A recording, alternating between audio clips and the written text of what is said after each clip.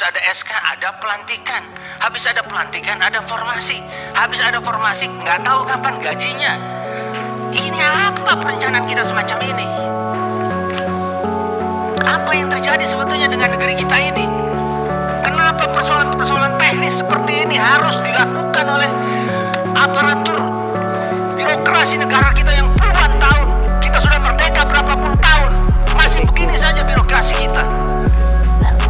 Apa kinerja kita? Bagaimana ini?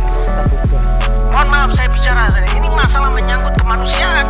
Sekarang sudah banyak orang menangis karena ketidakjelasannya. Saya terharu, guru-guru kita itu sabar sekali. Mereka tidak protes, tidak melakukan gugatan hukum. Pertama, terima kasih Bu. Hari ini saya bisa mendapatkan lebih gamblang karena sebelumnya kita lebih banyak komunikasi lewat WA yang kadang-kadang ada salah pahamnya. Tidak lain tidak bukan sebenarnya karena seperti disampaikan Prof. Nur tadi bahwa memang kita tidak hanya sehari sekali tapi sehari bisa lebih dari 50 aspirasi yang masuk, apalagi kemudian kami baru pulang dari dapil Bu, dari reses. Karena itu pertama mungkin ya, ini untuk perbaikan penyajian data aja Bu.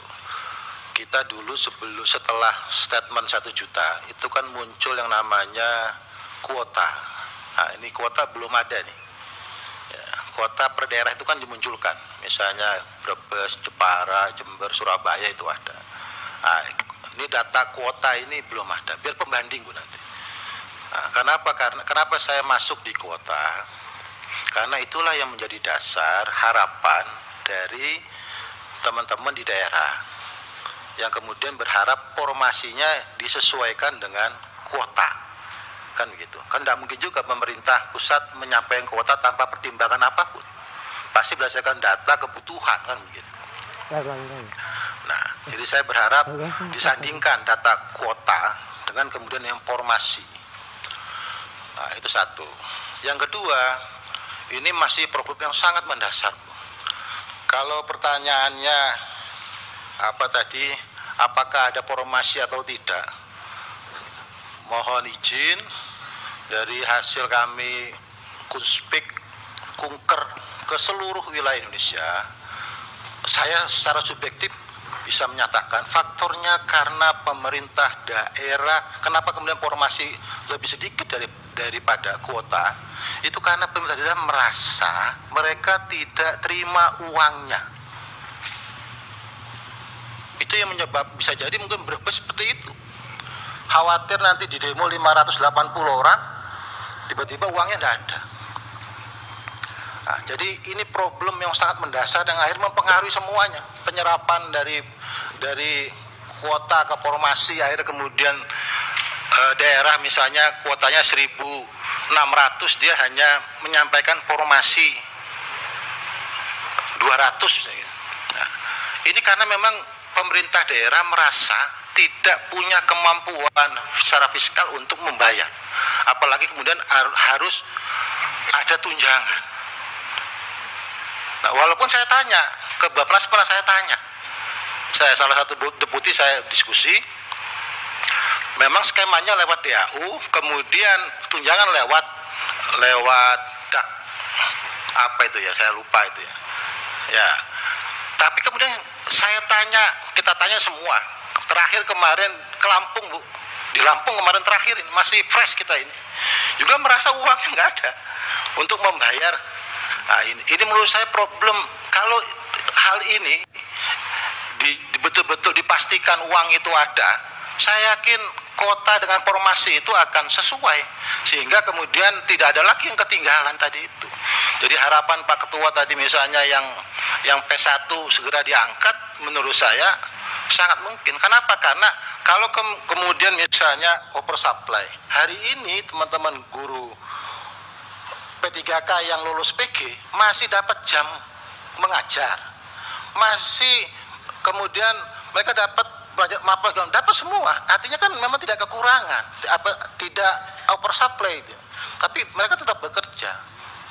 Nah, cuma karena karena hari ini kemudian pemerintah daerah merasa tidak bisa membayar, sehingga kemudian mau nggak mau mereka ya sesuai kemampuan saja.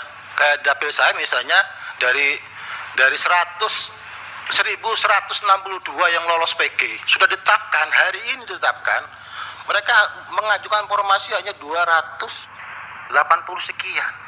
Saya tanya, ini mumpung ada Pak Ketua Komisi yang dimarahin terus sama Bupatinya Lumajang, kalau uangnya ada Mas, berapapun 3.000 saya tanda tangan gitu.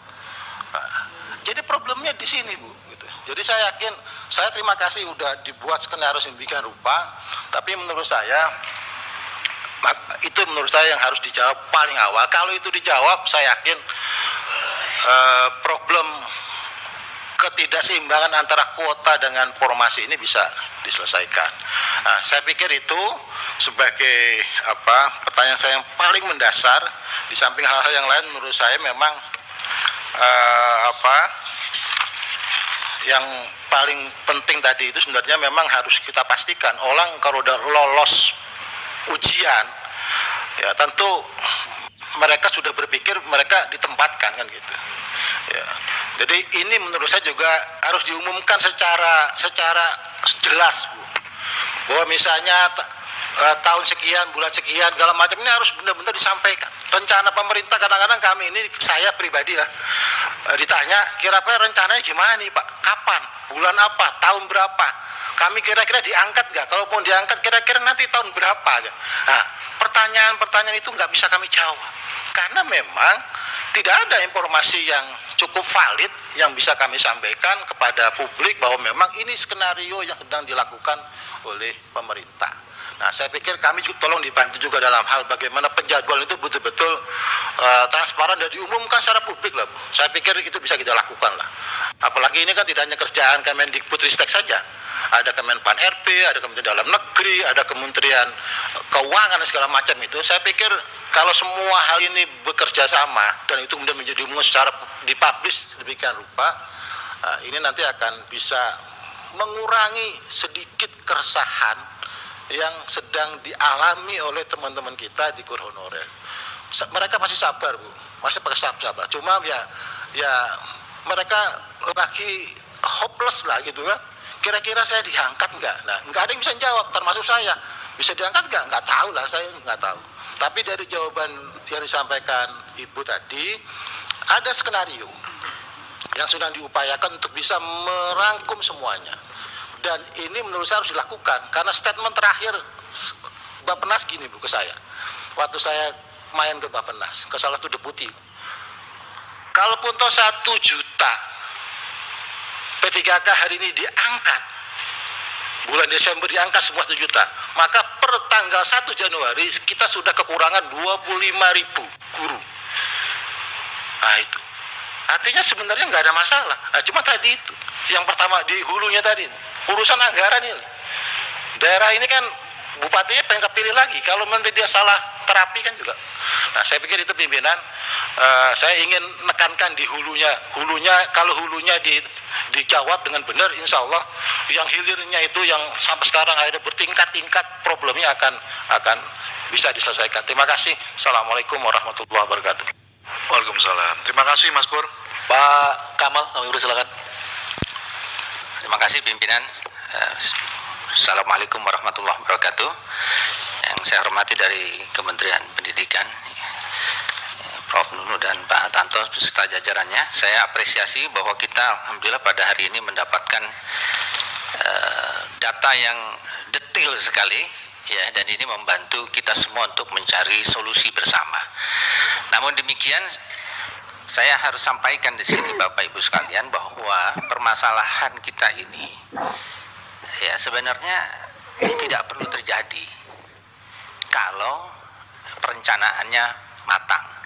Jadi kalau ada kesalahan di lapangan hari ini, itu yang pertama sekali harus kita evaluasi adalah perencanaannya. Ya, kalau ada sesuatu program yang seharusnya kita menjadi berbahagia dan kita jadikan bahan kampanye, meskipun Partai Keadilan Sejahtera ini oposisi, kita kampanye juga nanti keberhasilan 1 juta guru itu. Apalagi yang dalam koalisi ini akan senang sekali kalau berhasil. Ini kan kebahagiaan kita semua. Tapi kalau kemudian menjadi masalah, saya sampaikan kepada Pak Menteri kemarin, ini anti klimaks. Anti klimaks. Sudah di statement 1 juta guru P3K akan diangkat di negeri ini, sudah bersinar-sinar wajahnya di daerah, penuh harapan. Lalu kemudian yang terjadi adalah ya tidak sesuai target. Seharusnya dimulai dari kita sama-sama memahami tata negara kita di era reformasi, di mana ada otonomi daerah. Jadi pemerintah pusat harus sadar bahwa sekarang ini di era reformasi pemerintah daerah mempunyai peran besar dalam proses bernegara ini, dalam implementasi program-program dari pusat. Seharusnya formasi guru ASN P3K yang diajukan daerah itu dilakukan di awal pada waktu perencanaan, bukan di statement dulu 1 juta berdasarkan pembicaraan bahwa ini. Jadi kelihatan bahwa kita ini NKRI, kita punya rencana, kita ingin bahagiakan guru-guru kita, mencerdaskan kehidupan bangsa, kita paham tata negara, panggil kepala daerah, konsolidasi dulu dengan Menteri Keuangan, panggil juga kebutuhannya, DAU-nya harus berapa, dengan Kemendagri, dengan Menpan RB dikoordinasikan peraturan perundangan seperti apa, baru umumkan kita sekarang ini, baru tahap pertama 500 sesuai formasi yang diajukan oleh daerah. Kalau begitu kan klop, tidak akan ada masalah seperti ini. Kenapa masalah-masalah ini bisa terjadi? Karena tidak ada koordinasi, tidak saling menghargai antara pemerintah pusat dengan daerah. Kalau pemerintah pusat dari awal menyadari tentang tata negara kita ini, di era otonomi daerah ini, kita bisa membuat perencanaan bersama tanpa harus terjadi perdebatan yang tidak ada akhirnya ini. Saya ini merasa sebagai anggota DPR RI, ini rapat-rapat seperti ini seperti tidak diperlukan. Kita menghabis-habiskan waktu saja. Ya, kenapa kita membuat perencanaan yang seperti ini? Kalau tidak matang perencanaannya, jangan umumkan dulu. Ya, semuanya dimatangkan dulu dari hulu ke hilir tadi. Bukan hanya masalah hulu, sampai ke hilirnya rapikan semua, baru umumkan kepada publik. Rakyat tenang, senang, bahagia. Kita juga anggota DPR tidak perlu rapat-rapat seperti ini terus. Yang sayangnya lagi, yang saya lebih perih lagi adalah ini permasalahan kita dari guru honorer terdahulu sudah berperiode-periode, dan kita mengira dengan P3K ini akan menjadi solusi, ternyata tidak juga. Jadi ini harus ada semacam kesadaran kita bersama, ini perenungan kita bersama, karena di sini kita legislator, kita di sini membuat peraturan perundangan, kita membuat perencanaan bersama. Mari kita membuat perencanaan yang lebih baik ke depan. Ya, saya mohon maaf saya bicara seperti ini. Saya tidak mau bicara perintil-perintil, kalau saya bicara perintil-perintil juga banyak lagi. Di daerah itu panjang sekali, Bu. Sudah diumumkan lulus. Lalu ada SK. Habis ada SK, ada pelantikan. Habis ada pelantikan, ada formasi. Habis ada formasi, nggak tahu kapan gajinya. Ini apa perencanaan kita semacam ini? Apa yang terjadi sebetulnya dengan negeri kita ini? Kenapa persoalan-persoalan teknis seperti ini harus dilakukan oleh aparatur birokrasi negara kita yang puluhan tahun? Kita sudah merdeka berapa puluh tahun, masih begini saja birokrasi kita. Apa kinerja kita? Bagaimana ini? Mohon maaf saya bicara, ini masalah menyangkut kemanusiaan.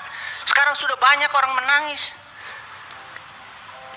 karena ketidakjelasannya. Saya terharu, guru-guru kita itu sabar sekali. Mereka tidak protes, tidak melakukan gugatan hukum.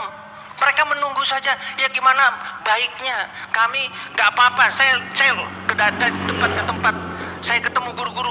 Iya, kami berdasarkan musyawarah kami tempatkan saja meskipun dia belum jelas formasinya. Ya kami gaji bersama-sama iuran supaya dia bisa dapat ongkos berjalan ke sekolah. Itu penyelesaian kekeluargaan di masyarakat. Masyarakat membantu negara, bukan negara yang membantu masyarakat. Jadi Bapak Ibu sekalian, saya mohon, ini cukup kita membuat perencanaan berbangsa, bernegara sesuai ketatanegaraan kita, Undang-Undang Dasar tahun 1945, pahami bersama. Jangan sampai kita rapat di sini kita salahkan pemerintah daerah. Nanti kita datang ke daerah menyalahkan pemerintah pusat. Ini apa negara kita ini? Padahal uangnya ya itu aja. Kalau memang tidak ada uangnya, sampaikan sejak awal uangnya berapa, proporsinya itu yang kita akan umumkan untuk direkrut. Jangan berikan bunga-bunga pada rakyat yang tidak ada bunganya.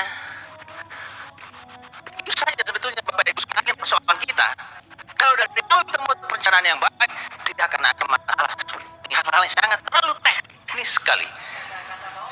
Sampai kita tidak bisa tidur karena terus-menerus mendapatkan masukan-masukan dari masyarakat. Saya kira demikian. Terima kasih. Assalamualaikum warahmatullahi wabarakatuh.